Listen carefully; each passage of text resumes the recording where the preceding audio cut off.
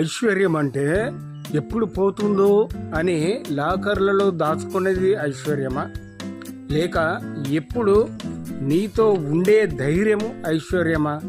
నీ బంగ్లాలు, నీ బంగారము, నీ భవంతులు ఇవన్నీ ఐశ్వర్యం అనుకుంటున్నారా? ఇవేవి అసలు సిసలైన ఐశ్వర్యం కాదు. నువ్వు ఎంత ఎత్తు ఎదిగినా నాన్న తిట్టే తిట్లు ఐశ్వర్యం, అమ్మ చేతి భోజనం ఐశ్వర్యం, నీకు ఎదురుగా వచ్చి చిరునవ్వుతో నిలబడే నీ భార్య ఐశ్వర్యం, పరులకు సహాయం చేద్దామనే మనసు కలిగి ఉండటం ఐశ్వర్యం, ఆపదలో ఆదుకునే మంచి స్నేహితుడు ఉండటం ఐశ్వర్యం, దేవుడిచ్చిన ఆరోగ్యము చాలా గొప్ప ఐశ్వర్యం. ఇంత గొప్ప ఐశ్వర్యం ఉండగా మీరు ఆలోచించి చెప్పండి, దీంట్లో నిజమైన ఐశ్వర్యం ఏంటిదో చెప్పండి. ఓకేనా ఫ్రెండ్స్?